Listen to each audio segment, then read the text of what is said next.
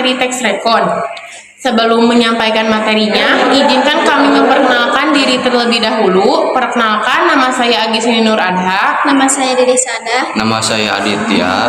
Adapun rangkaian materinya adalah pengertian, struktur, jenis-jenis, ciri kebahasaan, dan contohnya. Baik, pengertian akan dibacakan oleh Adit. Teks rekon adalah salah satu jenis teks yang memuat suatu peristiwa, kegiatan, kejadian, atau pengalaman masa lalu yang telah diamati secara kronologis dan ditujukan untuk memberikan informasi ataupun menghibur pembacanya. Teks rekon terbagi dalam 3 jenis. Jenis yang pertama adalah teks rekon pribadi yang memuat kejadian yang melibatkan penulis secara langsung. Jenis yang kedua adalah rekon faktual yang membuat cerita ulang terkait kejadian faktual seperti eksperimen ilmiah, laporan polisi, dan lain-lainnya. Adapun strukturnya akan dibacakan oleh Adit. Struktur orientasi bagian pengenalan atau pembuka dari sebuah teks biasanya memuat gambaran umum dari cerita yang akan dibawakan. 2. Yaitu urutan peristiwa, rekaman peristiwa yang terjadi dan biasanya disampaikan melalui urutan kronologis. Bagian ini merupakan inti dari teks. Dan ketiga yaitu reorientasi, pembahasan ulang peristiwa biasanya disertai komentar pribadi penulis. Bagian ini bersifat opsional yang artinya tidak semua teks terdapat bagian ini.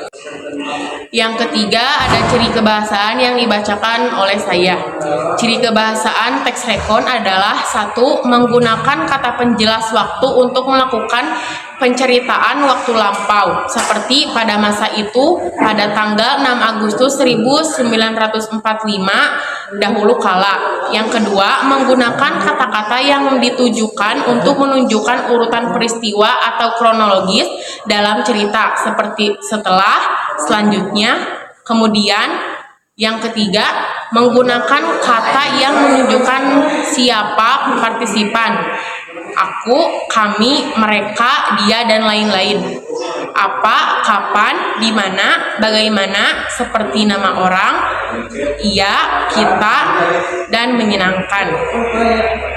Yang keempat ada menggunakan kata yang menunjukkan kata tempat dan waktu, seperti kota Bandung pada tanggal 24 Maret 1946. Yang kelima, menggunakan kata kerja aksi seperti mengeksploitasi dan meledekkan. Yang keenam, menggunakan kata sifat seperti seksama dan kacau. Yang keempat ada jenis-jenisnya. 1. Rekon pribadi, sering juga disebut biografi, adalah jenis teks rekon yang melibatkan langsung penulisnya di dalam peristiwa yang dialami. Yang kedua, rekon faktual atau informasional. Teks rekon faktual merupakan cerita ulang yang menceritakan fakta atau keadaan yang sebenarnya terkait peristiwa yang terjadi. Jenis teks rekon ini berisi kejadian yang melibatkan laporan polisi, eksperimen ilmiah, dan sebagainya. Yang ketiga, rekon imajinatif. Seperti yang telah dijelaskan di atas, rekon imajinatif adalah jenis pernyataan yang bersifat imajinatif karena mengandung imajinasi. Cerita ulang imajinasi atau bisa disebut rekon imajinatif merupakan cerita ulang yang disampaikan secara lebih detail. Kelima, ada contohnya yang akan dibacakan oleh Dede. Contohnya yaitu Cut Nyak Dien. Orientasi. Cut Nyak Dien adalah pahlawan nasional Indonesia yang lahir pada tahun 1848 di Kerajaan Aceh. Ia terlahir dari garis keluarga bangsawan yang mengutamakan pentingnya agama. Cut Nyak Dien lahir dari orang tua bernama Teku Santa Setia dan putri Ulibalang Lampagan. Ia dikaruniai seorang putra dari hasil pernikahannya dengan Ibrahim Lamaga.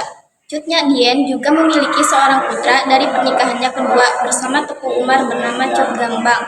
Perjuangan Cut Nyak Dien memukul mundur penjajah Belanda bukan tanpa halangan. Urutan peristiwa. Cut Nyak Dien bersama Teku Umar diketahui melancarkan taktik Head Taktik Head memaksa pasangan suami istri tersebut berpura-pura bergabung dengan penjajah Belanda dan Putri Uli Balang Lampaga. Ia dikaruniai seorang putra dari hasil pernikahannya dengan Ibrahim Lamaga. Cut Nyak Dien juga memiliki seorang putra dari pernikahannya kedua bersama Teku Umar bernama Cut Gambang. Perjuangan Cut Nyak Dien memukul mundur penjajah Belanda bukan tanpa halangan.